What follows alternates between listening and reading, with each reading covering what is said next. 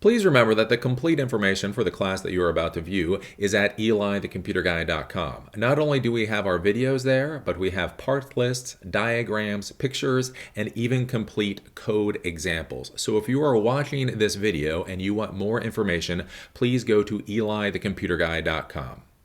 Welcome back. As you know, I am Eli the Computer Guy, and in today's class, we're going to be talking about the var dump function in PHP. So what the var dump function allows you to do is it allows you to dump the values of variables so that you can verify what data you're dealing with. So a problem with when you're coding in PHP is you're going to be bringing in data from other sources. So you're going to be bringing in data from HTML forms or from databases or from external files. You're going to be assigning that data as values to a variable, and then you're going to be interacting with that variable in your PHP script. Well, one of the issues you can run into is you do all of this, you create the script how you think you're supposed to create the script, and then you go to run the script, and basically you get garbage out. Possibly the script doesn't function at all, or what comes out to you, the results are basically garbage. Many times the reason for this is because when you're assigning values to your variables initially in your PHP script, you may make a mistake, you may fat finger something,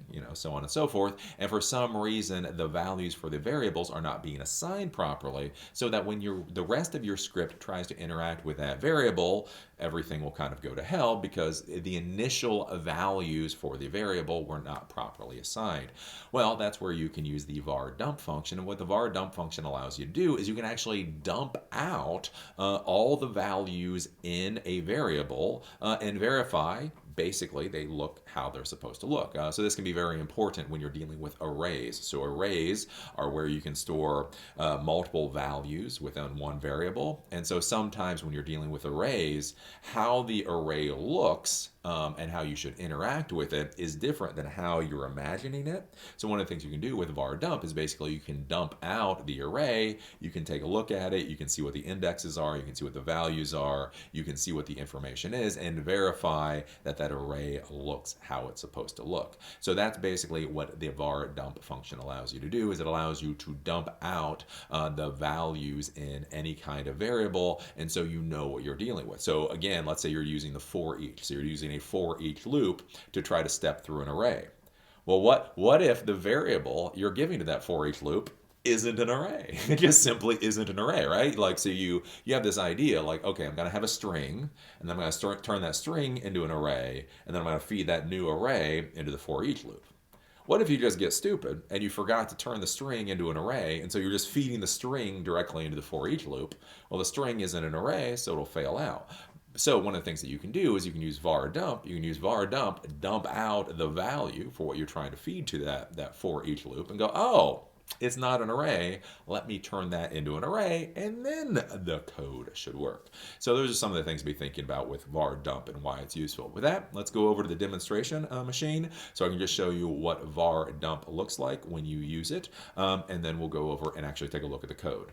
So here we are at my demonstration machine. The demonstration machine really doesn't matter. All I need is a web browser that can connect back to my web server 10.0.1.10 and can see the var dump.php script. So with this, basically I've done two examples of using var dump. The first thing that I've done is I've dumped out the value of a string variable. So I have a variable called $string that has this as the value, and I've done a var dump on this just so I can make sure what is in that particular string. Past that, I then used an explode function. So the explode function in PHP turns a string into an array.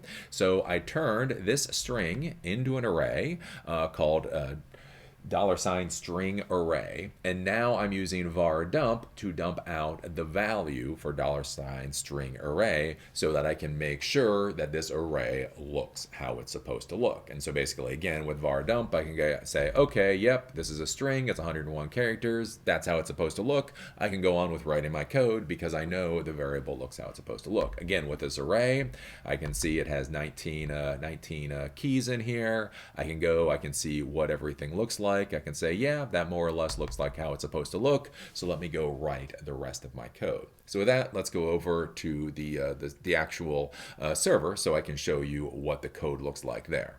So here's the code that I have. Again, my server is Ubuntu 18.04 LTS. I'm using the desktop version just so it's easier to visualize what's going on. But what I'm showing you today should basically work on any distribution, any version of Linux. So of course, we're going to open up the PHP tag up here for the PHP script. And then the first thing that we're going to do is we're going to create our variables and assign the values to the variables. So we have $string equals, and then we give it a nice long string here.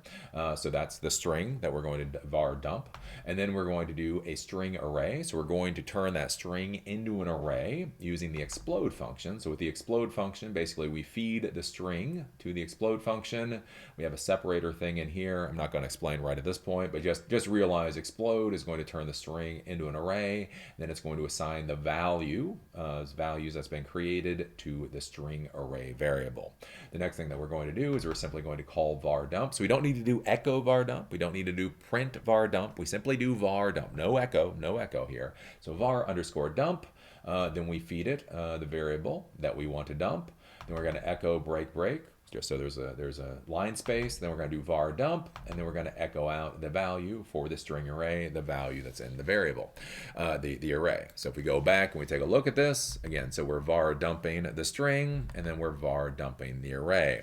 Now, why this is important is, again, when I'm dealing with this particular array, I'm probably going to be doing a for each loop. I'm going to be doing if else statements. I'm going to be trying to do something with this information. So what if this array doesn't look how I expect this array to look? So if we go back and we take a look at this, when we create the array using explode, one of the issues you may run into is you may forget to put a space or a separator here. I'm not going to explain this a lot right now. I explain this in the explode class, but basically you need to put in some kind of separator so that the explode function knows what the separator is supposed to be. So if I just fat finger this, so I did explode, double quotation, nothing, double quotation, then do string, what I want to show you is if we go over and we do the var dump and I hit a refresh, this is the result we got. Basically, we fat fingered it, we screwed up the explode function, and so when it tries to explode the string and turn the string into an array, it fails because we were stupid. We did a dummy, right? And so imagine if the rest of your script is supposed to do something with the array that you created, but for whatever reason you didn't create the array, right? That could be a problem. So if we go back, we simply put a space in, we do file, we do save, then we go back, and again, now we can say, okay, now I know that at least this array looks how it's supposed to look, and I can continue on. Again, it can be very important if you're doing something like with explode. Explode, again, this is a separator, so let's say I separate based off of a comma.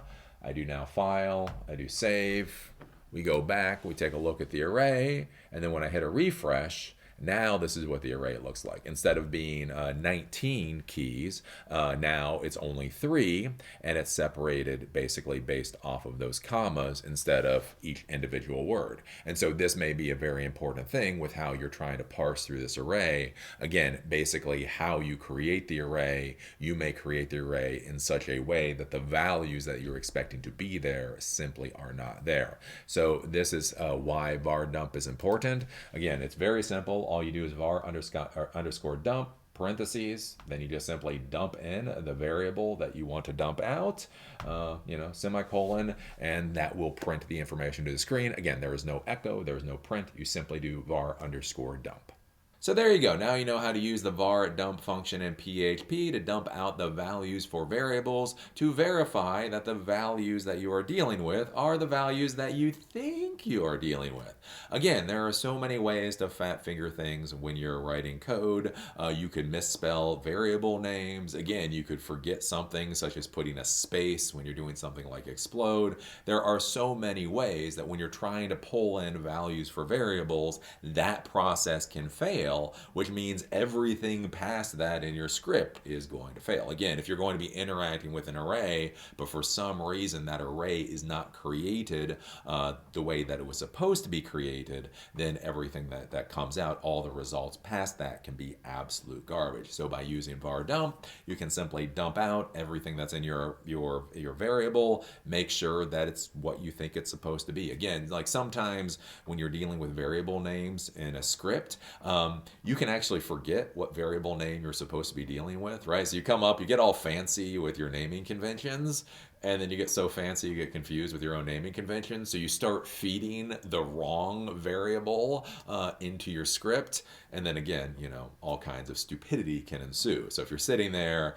and for whatever reason you're getting a blank screen or you're getting garbage, one of the things you can do is simply right before the code that's supposed to be spitting out the results, you can do a var dump for whatever variables that you're dealing with that code, and just verify that those variables actually have the values that you're expecting them to have, so is the problem with the variables or is the problem with the code past the variables? And that can be a big issue. A lot of times when you're sitting there and you're writing code, a lot of times you think the variable values are okay. Of course, the variables are fine. It can't be the variable values. I must have screwed up, this. And so you sit there for an hour trying to rewrite something that was actually working completely fine, right? It was working completely fine. The problem was it received garbage, and therefore it processed garbage and gave you a crap output. So this is why var dump can be so useful, just simply to verify that what you're dealing with is what you think you're dealing with, and then go on from there. So as always, I enjoyed teaching this class. I look forward to seeing you at the next one.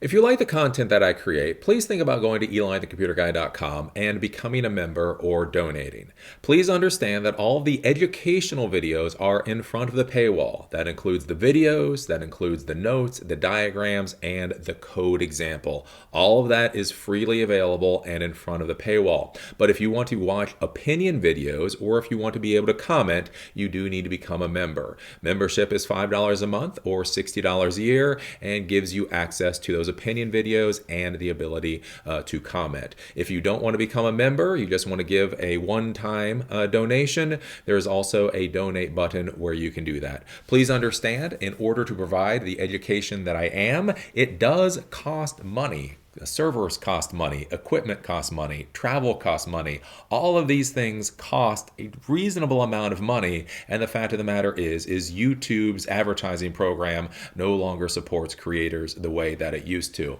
So if you want these classes to continue to stick around and you find them to be valuable, please think about either becoming a monthly member or donating a few dollars for this project.